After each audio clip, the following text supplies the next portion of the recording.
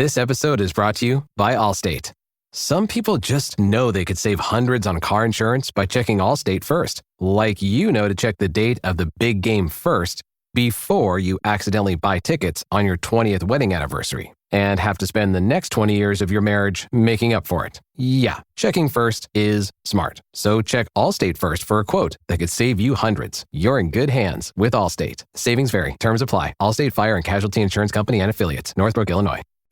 Hello, everybody, and welcome to the Kelly Green Hour for the final time of the 2024 regular season, as it's already week 18 and the Philadelphia Eagles are set to host the New Jersey Giants in what is essentially the fourth preseason game. I'm your host, LJ Harrell, as long as I can continue to talk without coughing. And joining me, as always, is my co-host, Connor Donald. Connor, what's up, bud? It can't believe it's the end of the regular season. I mean, that's wild to me, but I mean, it's going to be great. There's a lot on the line, not for the Eagles, but there is a lot on the line in some other games. So it's going to be a fun weekend away from the Eagles, I guess, because we just get to watch some of our second and third stringers go at it against the New York Giants. Yeah, before we jump into it and maybe some of the storylines or non-storylines heading into this game, as always, follow us on Twitter at Kelly Green Hour. Follow Connor on Twitter at Connor10. Follow me on Twitter at LJHerrell54 and follow the Eagles Pinpool Network on Twitter, YouTube, Facebook, and wherever you get your podcast at Eagles Pinpool Network. Be sure to hit the subscribe and like button and review the show and the network itself. 5 stars is always appreciated. And then if you're joining us live, let us know your thoughts on, I don't even care if you give us a score prediction. Like, I have one written down. I don't even know if we're going to give it. Like, who the heck cares? But maybe like Saquon, do you think he should have an opportunity to go for it? And that's something that we're going to discuss. What players, which backup players are you most interested in seeing in this game? And any questions you may have about the season, about the playoffs, anything at all that you would like Connor and I to discuss, because it gets real in 8 or 9 days. We don't know yet when they're going to play. Next super wild card weekend is Saturday, Sunday, and Monday. Hopefully it's not Monday night. Let it be a nice 4:15 Sunday or 1 o'clock Sunday game. Give us whatever. But we do know that the Philadelphia Eagles will face either the Green Bay Packers, or the Washington Commanders. So let's start there real quick, Connor. If you had your opportunity to pick, and I know we've discussed this a couple times, but now we know who the two opponents could potentially be. Green Bay or Washington, who would you rather face at the Link on Wild Card Weekend? Well, last week I said the Washington Commanders, and then this week when the news came out that Jair Alexander is going to be out for that game and that secondary is abysmal with him in the lineup, I was like, maybe that's a good thing. Maybe that's a plus. Like, this Green Bay Packers team is weird because I picked them to go to the Super Bowl, but then you kind of see like what Jordan Love's injuries, the injury and how it kind of affected him, and then his decision-making ability throughout the season. And then you see how bad this defense is, which I honestly didn't think it was going to be this bad.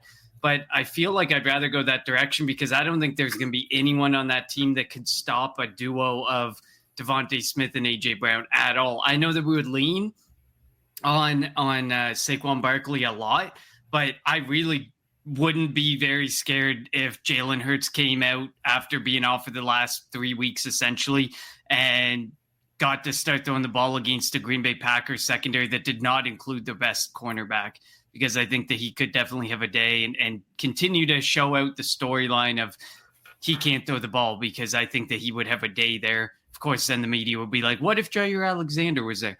But I think both are great. I would rather them over the Rams or the Bucks or some of the other scenarios that could have come out of this. But I think at this point, I think I'd pick the Green Bay Packers. My only fear with Green Bay, excuse me, as I'm chewing on some ice here, is what they did to Dallas last year. They have the experience of being in the playoffs. I think that Matt LaFleur is a better coach than Dan Quinn. And I think that even if you have all the injuries in the secondary, the defense might not be playing as well. Like, it's any given Sunday come playoff time, and the Eagles defense, I mean, the offense for Green Bay is still legit. Josh Jacobs, Jordan Love, Jaden Reed, Romeo Doubs, Christian Watson, if healthy, like, they're still legit offense. So that would be worrisome. And I get it. This would be if it was Washington, it would be the third time facing the Commanders. But I don't know if a rookie quarterback can come into Philly and win that game. It took. I know the Commanders did turn the ball over 5 times, but it took Jalen only playing 11 plays. It took help from the refs. Yeah, I mean, I was trying not to go there, but yeah, there were a couple of bad calls, and it took Quinyon not having his best game, like the defense having their worst game since Tampa. Like, it took a lot for the Commanders to win that game on a last second touchdown. So I think that overall the Eagles are a better team than both.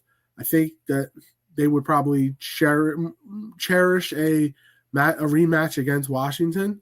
But both teams I think they can beat. So that'll be interesting to see. That'll be the storyline, 1:00 Sunday. All 3 games are on at the same time, by the way, which kind of sucks because you would want to see who the Eagles are going to face. But we'll find out. Yeah, I mean, I'm interested to see. I agree with you. Like, I think that would be such a hard matchup in his first playoff appearance. And this is nothing against Jane Daniels. It's just it's a thing, rookies will struggle, especially if they have to go on the road in the playoffs and in those big environments. It's a known thing. It's his first season. I know that the Commanders fans are already like, we got to make it to the Super Bowl. He's taking us to the Super Bowl. Like, they already have these expectations set sky high. But I mean, you have to remember that this is a rook. This is a first-year coach in this new system. This is your first year for your rookie quarterback. He's missing a chunk of. I still think he's missing a chunk of pieces that he could use. He could use some better wide receivers. Zach Ertz has been a very serviceable tight end, but he could use it better. And Zacchaeus did score 2 touchdowns against us. Zacchaeus and Jamison Crowder did score 2 touchdowns against us. So, but we already discussed that. We know that he can use whatever weapons he needs to use, but he could definitely gain a lot from getting some better offensive weaponry around him. And I agree with you on the Green Bay Packer front. The only thing that scares me is the Eagles would probably have to put up points, because if the Green Bay Packers were to come to town and you tell them that they're going to give up 40, they're one of those teams that I think could put up 41. That offense, when they're clicking, they can definitely click. But bonus point is we have a very good defense, and Jordan Love tends to make some mistakes. So, and I do think having another opportunity, Vic Fangio seeing a healthy Jaden Daniels already, because the first matchup he was in, I think that he would devise a better game plan against the rookie. And again, playoff football is a lot different than regular season football. William, thanks for joining us. Fly Eagles Fly, let Barkley try. Interesting. I want to bring up, because I put a poll up on the 31st, because Adam Schefter. Happy New Year, by the way, to everybody. Yes. I forgot to say that. I'm not used to hosting, so when that last episode, I just wasn't prepared for that. But I put a poll up, and it was right after Schefter came on the Pat McAfee show and basically said he'd be floored if he saw, if we saw Saquon Barkley before the playoffs. And I said, are you playing Saquon week 18? We got 62 votes, and it was split 31 apiece. Wow. Go play and go for the record, or sit and rest for the playoffs. So there's a lot of people out. This is a very, very hot topic. But I just vividly remember A.J. Brown last season playing in that pointless week 18 game, getting hurt, and essentially we can't really tell for certain if it was A.J. Brown not being there that cost us a wild card game last year. But I'm fairly certain we saw the last 7 weeks. We saw the last major 7 weeks impactor of the season. So, they weren't going to win that game anyway. I know. I agree. At the end of the day, and some people bring that up, but for the 50% of people that say play them and go for the record, where would you be in your heart of hearts? If you're saying play and go for the record, you have to be willing to stand there and defend if there's a consequential action that comes out of it. So would you be willing to also stand there and say, if he gets hurt, we can live without Saquon Barkley? I'm not willing to go to that level and say that. So it would be not nice to even, have the record in-house. I agree, but it's not even just Saquon, because if Saquon plays, you're playing Jordan Mailata, you're playing Landon Dickerson, Absolutely. Cam Jurgens, Mekhi Becton, probably not Lane Johnson. Like, I think they could get away with playing Fred Johnson, but like you're at least playing you're at least playing 4 of the 5 offensive linemen. Now, if Jalen was able to clear concussion protocol this week, I would have considered it, only to get Jalen some playing time, even if it was only for 2 series. I would have considered, and if you put Jalen out there, you're obviously putting the starting offensive line out there. And if you're going to put the starting offensive line out there, you might as well put Barkley out there. So like if you take a step back and you take off your Eagles green colored glasses, it's the right decision. This team has played football every week since week 5. Week 5 was the bye. They played every game. There have been a couple of games where the starters have been able to come out in the fourth quarter, but let's be real. It would be this is going to be game number 13, and if you go to the Super Bowl, that's 17 straight weeks. Well, there's a break between the conference championship games and the Super Bowl, but 16 to 17 straight weeks of playing football. It's never happened in the history of the NFL. These guys need a break. Like, A.J. Brown has talked about it. Lane Johnson has talked about it. As a fan, of course I would like to see Saquon go for the record, because absolutely, like, his name is going to be like immortalized if he were to get it. But as a person that has only seen 1 Super Bowl and would like to see another, you don't risk it. And look, I get it. He could get hurt in practice. There's been many non-contact injuries in practice, and not just him, anybody could get hurt in practice. But let's let them rest. Let's let them use this as a glorified preseason game. Get some of the younger guys in. Let them have some fun. Let them get some experience, and get going. Next week on Wild Card Weekend. I agree with you. I mean, at the end of the day, as great as it would be to be enshrined in history, if this game mattered, like, obviously, of course, Barkley's going out there, and it would be so easy to say, go out there and get that. But because it doesn't matter, it doesn't make sense to me, because losing Saquon Barkley would just be massive. Imagine how much that and then you have Jalen Hurts coming off of like 3 weeks without playing football for the wild card weekend, and you're without Saquon Barkley. It shifts the entire preparation of your team and what offense you roll out and how a defense prepares for you. It becomes a little bit easier to prepare when you don't have to, when you know that Saquon Barkley isn't running out of that backfield, because as much as they love Kenny Gainwell is far from a Saquon Barkley. We don't know what we have in a Will Shipley. So far from what we've seen, and of course they run behind the backups most of the time, but Shipley and Gainwell are not going to cover a Saquon Barkley injury if Saquon Barkley can't go. So, I mean, there's not many running backs in the league. If it was closer, like if we're talking 50 yards or less, maybe, because I think he can get that on 1 or 2 plays and be out of the game. But 108 yards, even against the New York Giants, and you don't want to do. And just the story behind it, like I get the story behind it too. It's like he leaves New York, all the trash talk. Now he's got this commercial out that's kind of throwing shade at John Mara. It's hilarious, but the whole story behind if he could get the record after leaving the shithole that is the New York Giants, he comes over to Philadelphia, breaks this record in the first season in the 18th game against the New York Giants. I get it. The story is beautiful. It's wonderful. It's everything we want to see as Eagles fans, but I'd rather see a Super Bowl and be enshrined as the Super Bowl champions for the second time in our franchise history than Saquon Barkley breaking Eric Dickerson's 40-year-old single season rushing record. Yeah. And again, like I said, as a fan, I would like to see it, but taking, the green colored glasses off, it's the right move. And regardless of what Sirianni decided to do, it was always gonna be a negative talk out there, because a lot of people don't like Sirianni. Sirianni's making the right decision. Now, granted, I don't think he made the decision. I think it came from Howie and Jeffrey Lurie, because I think if it was up to Sirianni, he would allow him to do it. And again, I wouldn't have an issue with that, because I think he could get it in the first quarter. But I mean, he did carry the ball 31 times last week. So again, what if obviously the Giants would put 11 guys in the box? You can put 3 receivers to the outside, and they would still put 11 guys in the box and be like, throw it. Like, we're not going to let Saquon beat us. So, like, one of the receivers could have a big day. How many yards does Devontae need to get to 1,000? Put him out there. Let him catch a couple bombs on air. They could be playing 7-on-7 out there because there's no – I don't know. Or because of maybe to spite the front office, maybe the Giants' defense of players would just let them get it in, like, 3 or 4 carries. Who knows? I know, and I saw that report today that came out from Jeremy Fowler, and it was talking about how there's a handful of people in league circles that believe that if Nick Sirianni, if they take the wild card exit again, that he could be fired. Like, you just can't have nice, and he has like the 5th best regular season record at his 70% win percentage. Like, the Eagles just can't have nice things without there being this belief that we're ready to just cut ties with Nick Sirianni. At the beginning of the season, we thoroughly discussed that, you know, when it was 2-2 and we were in the bye week, was he making it through the bye week?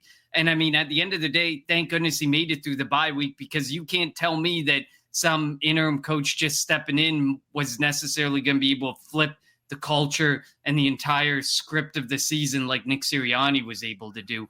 I don't know about how much I believe that report or how much stock I put into that report. I think Nick Sirianni has earned himself seeing next year, no matter how this playoff goes. But obviously the expectations are started out almost non-existent by the time the bye week came and have now become sky high, and we're one of the top 3 or 4 teams to beat in the Super Bowl. So obviously those expectations weigh on some people within league circles and their belief on if Nick Sirianni gets to see next year.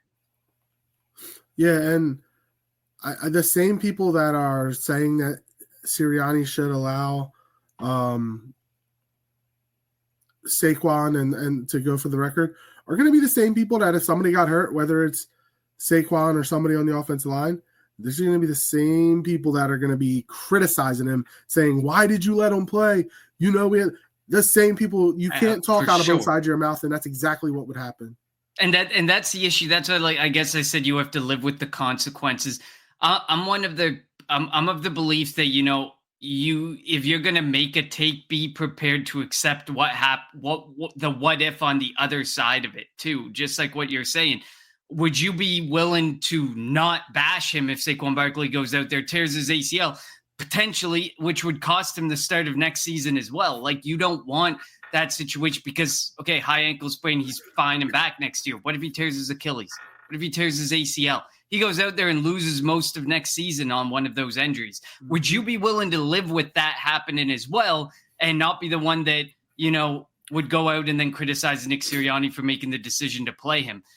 That's why I'm of the belief that I can stand more with him sitting and be okay with that decision rather than the decision of saying go out there, because I feel like I might be one of those people who would definitely rip him in the case that Saquon Barkley gets injured.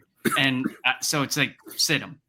So do you think, now there's a couple of people that out on the Twitter sphere have been saying that not letting Saquon go, now there are a couple of things they've been saying, not letting Saquon go for the record, the Eagles they must win the Super Bowl. Do you buy that? And the other one is this could hurt locker room morale. Do you think that that's true? Because I don't. Why would this hurt locker room morale? Like, they all know that the common goal is to go out there and try to win the Super Bowl. Now, would you like to have both the Super Bowl and the record? Sure. And is there a guarantee that you're going to win a Super Bowl? No, there's not. But we all do know the important point, the important matter of the next 4 or 5 weeks, the next month or so, like to go out there and win a Super Bowl. And obviously it is getting everybody healthy, keeping everybody healthy. And this is a team, again, as we mentioned, hasn't had a break in 13 weeks, hasn't had a bye, hasn't had time off. This is their de facto bye. This is their let's get charged up, let's get recharged up, and let's get ready to go to the Super Bowl. So, do you think they must win a Super Bowl? Dan Orlovsky and a couple of other talking heads on ESPN, which is why I don't watch any of those shows anymore, have said. And B, do you think it hurts the locker room morale? No, I don't think it's a must-win for the Eagles. We were a team that, for the majority, wanted Nick Sirianni fired at the end of last season, and then when we entered the bye week at 2-2, there's a majority of people who still wanted to see Nick Sirianni fired, even at 2-2, despite how last season ended. So, no, I don't think it's an absolute must-win. Do we want to see it? Absolutely. I'm not sitting here saying, "Oh, I don't want to see a Super Bowl. I don't care to win it." Of course, I'm just as passionate as anyone about this Eagles team and winning the Super Bowl, and you only get a handful of chances, and Howie is leaving this door wide open year over year almost. Like usually, every 5 years he slips up, or, every 4 years he slips up. But he's left a pretty wide open window here over the last 10 years to give the Philadelphia Eagles an opportunity to go out there and win a Super Bowl. So we should count our blessings that the window continues to remain open despite some of the circumstances that we've gone through. But I don't think it's an absolute must win. If not, you blow it all up. We have a bright future. Look at all the players under contract. Look at all the young players that Howie and the scouting staff have drafted, giving us so much more promise in the future than we would have ever thought 2 years ago, 3 years ago. Going into that draft 2-3 years ago, did we think that we would look like this 3 years later, 2 years later? Absolutely not. If there's anyone who said going into that draft, we're going to look like a team that's going to be contending for a Super Bowl with a boatload of youthful talent to take us through another 5+ years. No, there was nobody saying that when Howie was entering those drafts 2 and 3 years ago. So I don't think it's an absolute must win, but I obviously want it. Does it hurt locker room morale on the other side? I don't think so. I think a lot of guys left that game. You could tell some of them were gassed. You could tell that the opinion of some of those players was already coming out like, we'd love to see it. If we were closer, we'd do it. But there was a lot of guys you could tell coming out of that Washington game or Dallas game that they were tired. They wanted to buy. They think that it's best for them. You could tell by some of the offensive linemen. I think this is a good thing. I think that there's so much positive to come out of this season that you get the record, awesome. You don't get the record, you still have so much positive things going on, and there's so much more positive to continue to play for in the playoffs. I do think the only lineman that didn't want to play is Lane Johnson. I do think because did you watch the mic'd up that the Eagles put out? I think it was earlier today, and Landon Dickerson and Jordan Mailata were scheming ways to stay in the game and to keep Saquon out there to keep going towards the record. Like I think Mailata was saying something like coach will just keep calling timeouts, but once he uses all his timeouts, he can't take us out the game. We'll just stay out there. I thought it was funny. Like I do love the camaraderie in the locker room. I believe that it is a really close knit locker room, and a lot of the guys did say like they at least got to 2,000 yards. That was one of that was a goal of theirs because you could see it when it happened. You saw Jeff Stoutland got real excited, pumping his arms. So we've said it time and time again. Going for Eric he's Dickerson's record, just with that alone. He's only the going for Eric Dickerson's record would have been awesome, but agreed. There are bigger goals, as everybody has said, as Saquon has said. San Diego 2019, thanks for joining us. He says, you're right about those people bashing Sirianni either way. No-win situation for Nick, even though it wasn't his decision. It's true. Regardless of what decision he made, and it doesn't matter. Like, there's going to be a select population of Eagles fans that do not like Sirianni no matter what he does. He has a 70% win percentage, 5th highest in NFL history, I think. And people just don't think he might not. He's a CEO coach. He doesn't call the plays. There are plenty of CEO coaches out there. And he's good at what he does. Like, give the guy a break. Give the guy a break and let him. The reality is that he's going to be. He does have 1 year left on his contract, and maybe they've worked out an outline and they don't want to announce a contract extension while the season's going on because you don't want him to become the talk, even though he's always going to be the talk because of who he is. Absolutely. But like I'm at that point, like he probably should be given a 2-3 year contract extension. Yeah, and I think the reality is there's a handful of or more. There's a fairly significant percentage of people who hate the head coaches no matter what the Eagles do. There's always maybe be up except for Andy Reid, but obviously Andy Reid just with spans too many seasons for the Eagles and the success and the stories.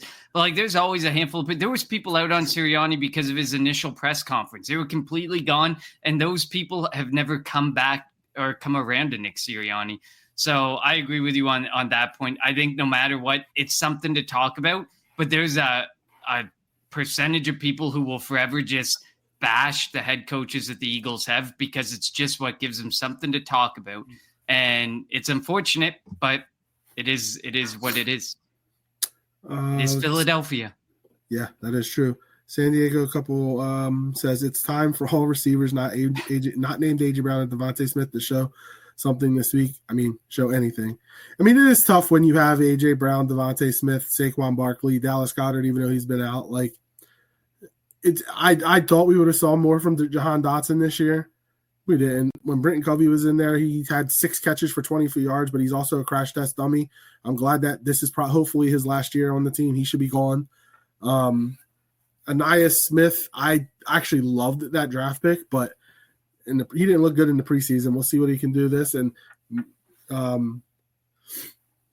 maybe, next year he could be the primary punt return guy because that's what they brought him in for, but he just didn't look comfortable catching any punts preseason wise. So we'll see what happens, but it will be nice to see some of the young guys, Johnny Wilson, Anais Smith, EJ Jenkins at tight end. What other guys will they bring up? I'm just trying to think off the top of my head. Is John Ross still on the practice squad? I can't remember if he's still on the practice squad or not. No, they have Danny Gray, Paris Campbell, and Kyle Phillips on the practice squad for wide receivers. Obviously, you're going to see at least probably 2 of them get called up because presently they have Wilson, Smith, and Dotson. So I did see, I think it was an A.J. Brown tweet. He said, you're all going to see something Sunday. And that had me like a glimmer of hope that maybe that some of the starters on offense, with like on the offensive line with Saquon would play to go for the record. But we've seen the injury report all week. Like Saquon hasn't practiced. I think practiced today. But and some of the offensive linemen did. A.J. Brown didn't, Devontae didn't. I wouldn't expect like A.J. and Devontae to play, but like you can throw the 4/5 of the starting, as Will says, sit Johnson, start Johnson, play for a half, get the record, then get some rest. Like you could do that. I mean, who would play on that side? Is that Brian Burns' side? You just run away from, or actually run right at him. Like usually, like they usually run at Micah Parsons. Brian Burns is on the left side of the defense. Yep. So he'd be right side. That would he be would be going up against. Yeah. So like you never know. San Diego asked, are you guys concerned about Jalen still not practicing or being cleared from protocol? I'm not. Now, if we get to next Wednesday and he's still not cleared, then I'm worried. But I think he has been when you're in concussion protocol, you don't talk to the media. You don't like nothing. You don't do press conferences. You don't. So I actually like that he's able to take a step back. He doesn't have to worry about. He's doing it on purpose a bit. Well, I don't know if it's purposely a purpose thing, but like he hasn't needed to play. Remember 2022, the only reason he played in that last game after the shoulder thing was because they lost to Dallas and the Saints. And Gardner Minshew couldn't beat either of those teams, and they needed to win to win the division and get the number 1 seed. So I think that this could be more of a like, what is the point? Like, you're not going to play. You don't have to worry about talking to the media. Because remember when Saquon and Jalen bought the golf carts for the linemen, he would like there was a video when they all went out there to drive them around, and Jalen was out there. So, he's not required to talk to the media. He doesn't have to be around, like out on the field. So we talked about something that maybe like a lot of people have talked about, getting Saquon off his feet, and maybe Saquon isn't the type that really wants to do that. He obviously wanted to go for the record because you can hear when he was talking to the media on Wednesday or on Tuesday, whatever day it was. Excuse me. But yeah, like I think next week he'll be cleared after the game Sunday, and he'll be back on the practice field for the playoffs. and you're going to see a focused and determined. And am I worried about rust when it comes to Jalen? Maybe a little bit, but like, it doesn't take much to hand the ball off. You'll be able to run against Washington. You'll be able to probably run against Green Bay. And by being able to run the football, that can open up the passing game, and you can go to the play action game. Yeah, I agree. I'm not that concerned about it. It is what it is. Like you said, it's kind of a good thing for Jalen. I think being able to step back and not. I mean, some people are kind of worried. Some people think that it's gone on too long and it's going to keep going. I mean, I wouldn't be surprised if Tuesday comes next week and he's right out of the concussion protocol, pops out as if nothing happened, and he's a full participant in practice. I don't see it extending beyond that, especially the way it was criticized. Like when you watch the video, I mean, the way his eyes were when he was giving his thumbs up. I mean, obviously he was concussed. But obviously, we already discussed, the protocol with concussion and how it's not a one size fits all and equal for everybody. We've seen Josh Allen take way bigger hits multiple times in games and he be allowed to play without any question. But that's a story for another day and something for the NFL to attempt to figure out. But I think he'll be out of the concussion protocol as soon as it flips to the next week on. Actually, it might be Monday. Is there a Monday night game this week? I don't think there is. All Sunday. So as soon as it flips to Monday or Tuesday and he does his testing for the protocol, wouldn't be surprised if he came out of it. Now, am I concerned there's going to be some rest to start the game? I mean, how many games have we really started that fast in the season? I get recently there's been a couple more, but I mean, we've started more games slow in the first and second quarter, or first quarter specifically, that I'm not worried about a slow start from Jalen Hurts coming out of the concussion protocol and stuff either.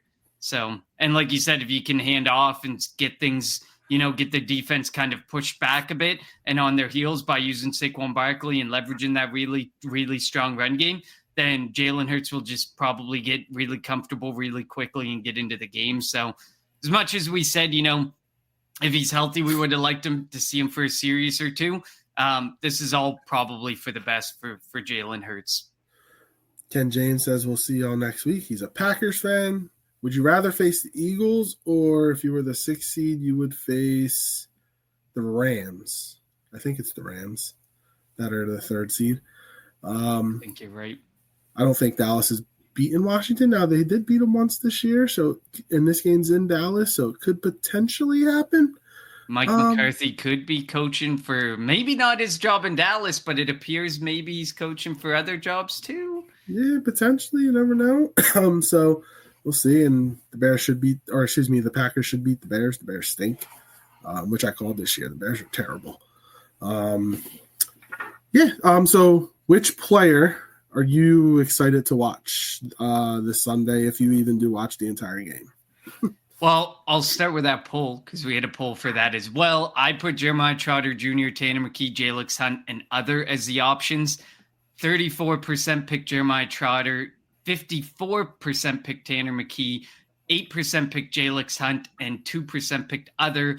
High Five at High Five 1985 said Will Shipley.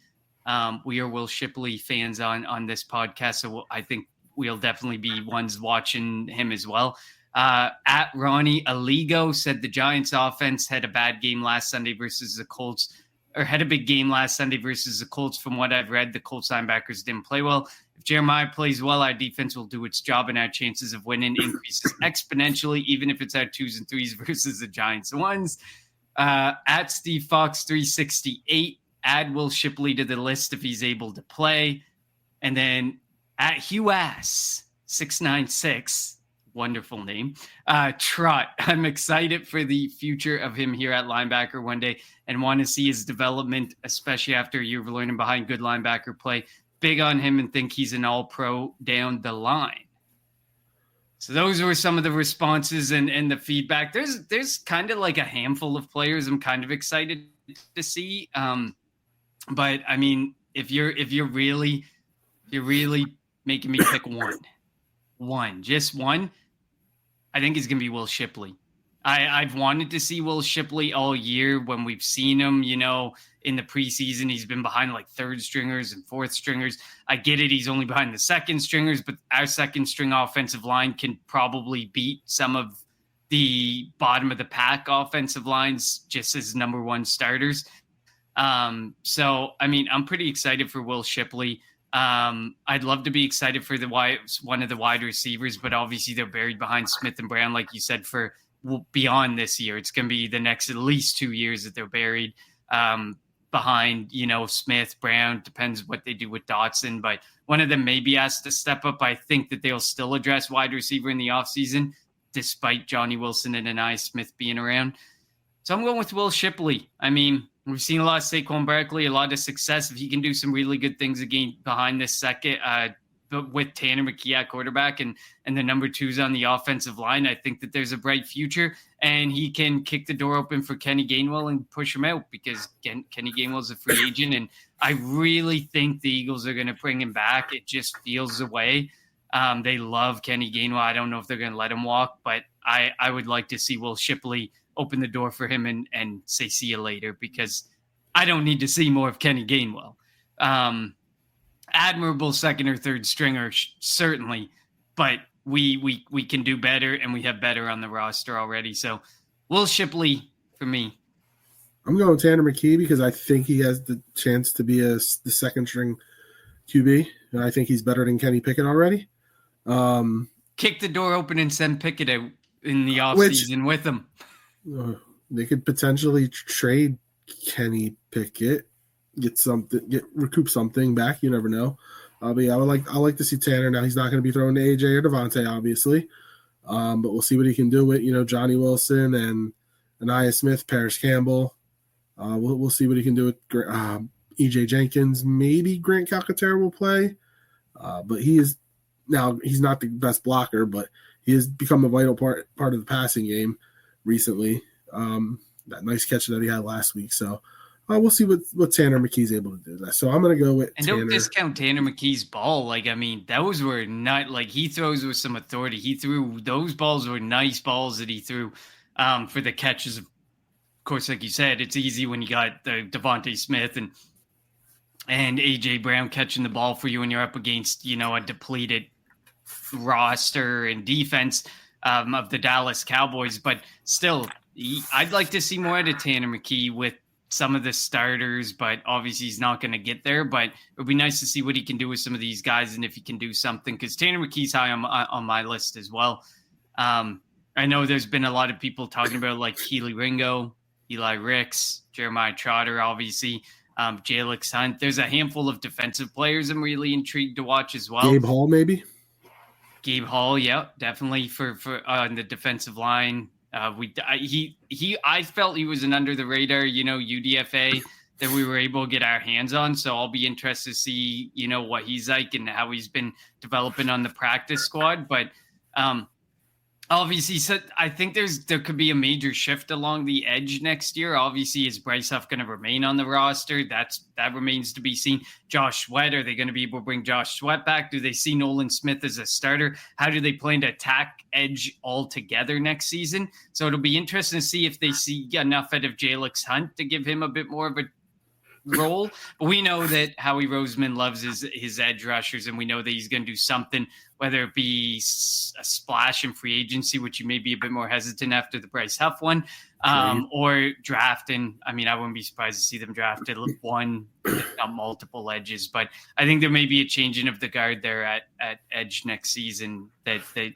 pretty significant shift. So seeing a guy like Jalix Hunt out there will definitely be really interesting.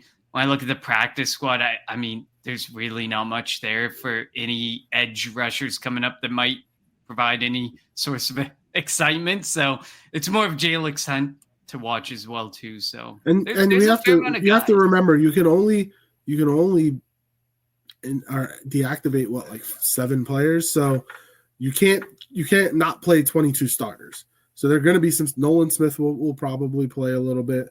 Moro Jomo, and I'm not saying he's a starter, but Moro Jomo will play a little bit. Getting Jalen Carr, and when we were talking about having some of the offensive guys start, the defensive guys don't have to start. Jalen Carter doesn't have to be out there.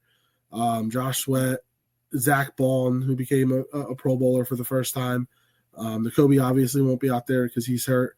CJ GJ, the Slay, and Mitchell and DeJean, like the defensive guys. Now, some of them are going to have to at least dress because you need to have some bodies just in case, but they don't have to be out there on the field.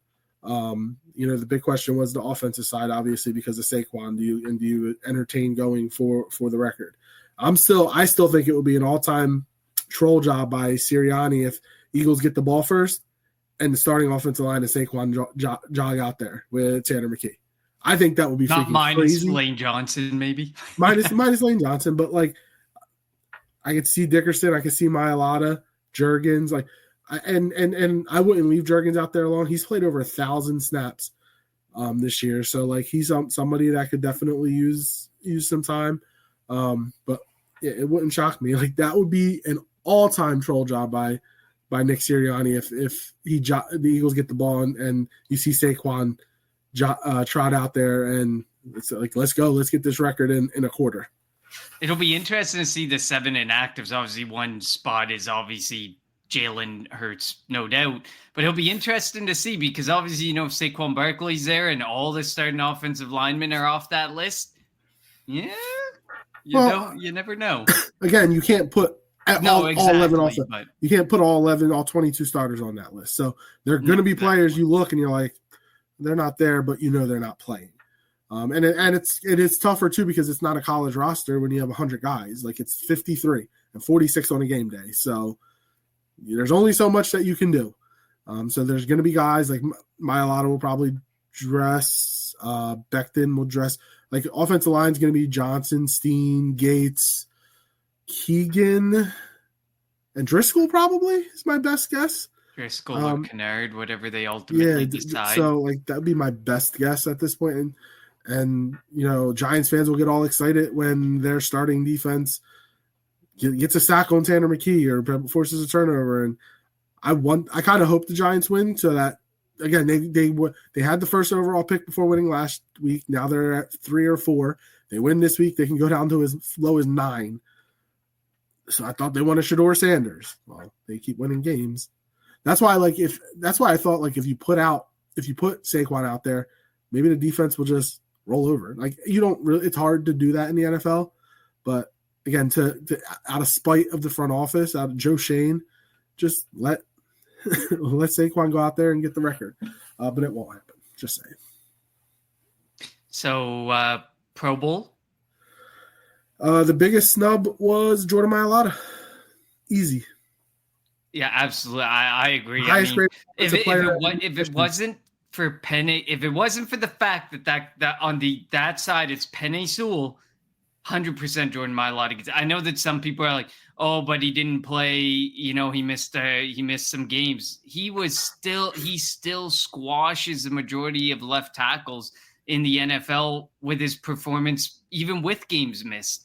It is crazy because you see all the stats out there. He's left on an island the most. If you pull up that chart, it's Mailata and Johnson, and they're on their own chart essentially. And Penei Sewell's smack dab right in the middle. He's not even on it. He's on an island just over 50% of the time, when Mailata and Lane Johnson are on an island right at, I think, about 75% of the time. They're like 20% of the time more they're left on an island. And then, of course, I know that you're not a big PFF fan, but you were referencing it, and to be the top at a position, that's not something you just scoff at and say, there's no way that's true. Once you get into the nitty gritty, you can be like, F this stat, F that stat. But when you're the top guy at your position, that says something, and that says something about the multiple people that are watching your tape and grading you out to be this high. So agreed with you on this one. Jordan Mailata was just a massive snub, and I think it's purely because of the namesake of Penei Sewell. I also think it's crazy the Eagles lost 2 all-time greats, franchise legends, in J.C. Kelsey and Fletcher Cox, and their replacements made the Pro Bowl in Juergens and Jalen Carter. That's just crazy. And nobody, they're good. Obviously, Jalen Carter has a chance to be all-time great, and Cam Juergens was selected by Kelsey for the most part. But for them to the first year out to go out there and make the playoff or make the Pro Bowl. It's awesome. Now we're hoping that these 6 guys aren't even playing in the Pro Bowl games, but it is nice to get that recognition. Absolutely. Well, it just goes back to what I said 2-3 years ago. Are you sitting there telling me that we're replacing these absolute Eagles legends with Pro Bowlers bound to be Eagles legends again? There's no way you're telling me that you saw that coming with guys that, well, Jalen Carter probably, but like to be this immediately impactful, like year one, you're asked to be a starter and you go out there and you're immediately that impact. You don't necessarily always get that from some of these guys. So that was pretty awesome. Just wanted to touch on that quickly, but so before we get to our quick prediction, like we don't even need to go over players or whatever keys to the game because the game doesn't really matter. We'll just give our prediction. Your unheralded player of the week for week 17 in the NFL. Who do you have? Did you even have a chance to look? I got Tyler Huntley. Again, of course, Tua injured, so Tyler Huntley had to step in there, kept the Miami Dolphins. Of course, it is against Cleveland Browns. I get it. But he kept the Miami Dolphins playoff chances alive. Went 22 for 26, 225 yards and a touchdown. What does that say about the Cleveland Browns when a backup quarterback has 4 incompletions, by the way? And then he went 7 carries for 52 yards and a touchdown. Really massive performance and kept the Miami Dolphins playoff dreams alive. Do I think the Miami Dolphins should be in the playoffs? I mean, if they had Tua for the full year, they likely wouldn't be relying on week 18. But at this point, I mean, I think they'd get squashed in the playoffs. But Tyler Huntley for unheralded player of week 17. I'm going with Kenny Pickett and Tanner McKee. Tanner McKee specifically, just I've been wanting to see him out there on the field. They went a combined 13 of 19 for 197 yards and 3 touchdowns to help the Eagles clinch the NFC East. So I'm going to go to Eagles backup quarterbacks, and Dallas lost to all 3 Eagles quarterbacks, by the way, this year, which is pretty cool. All right. Okay. Eagles, Giants. San Diego 2019 have to just say this. Don't entertain Ken James's comments. Get Green Bay out of here. Listen, we like when, the opponents come on and talk some stuff. I mean, it's fine. We want everyone to come and join the podcast, join the stream, and talk, even if it's talking smack. So we have to entertain the comments of Ken James. Hopefully he returns next week when we preview that matchup. Assuming it is the matchup. Assuming. All right. Eagles, Giants, week 18, game that means nothing. It's the 4th preseason game. We don't care. I don't need any analysis. Just give me a prediction because who the hell cares? I'm writing it down for our records. I'm 10-6. You're 8-8, by the way. Oof! Wow, rough go for me this year. But I mean, I like that I'm wrong for the most part because I was wrong because the Eagles won for the most part. So I'm going with the New York Giants. I mean, I don't. I think they're gonna they put it all on the line last week. I want to see them win just for the sake of hurting their draft capital even more. And giving us a nice week opponent for the next 5+ years in the NFC East. I mean, they'll find a way to screw it up anyway. Yeah, so the score, and I think it's going to be close. That's the sad part. 24-21, New York Giants. 24-21 to the Giants. Okay. I'm going 24-14 Eagles. Just because. I'd be fine to see the backups win like that. That'd be great. I think Tanner McKee. I think Tanner McKee's going to have a decent game. I think. Let's see which backup running back or which backup is going to catch a touchdown pass. I'm going to go Nia Smith. I'm going to let Nia Smith score a touchdown. Why the hell not? EJ Jenkins. He built that rapport because he built the most rapport with Tanner McKee in the preseason and stuff. And he had that preseason that kept him hanging around our roster. So EJ Jenkins for me. There you go. All right. Eagles, Giants, Sunday at 1 in the meaningless last game of the regular season. And this is all before our wild card weekend. We will find out Sunday. I'm assuming Sunday night we'll find out who the Eagles play. Well, we'll know who the Eagles play, but when They will play Saturday, Sunday, Monday. Hopefully it's not Monday night. I wouldn't mind a Saturday night, but I think it's going to be a Sunday game, personally. And hopefully we get more news on Jalen Hurts.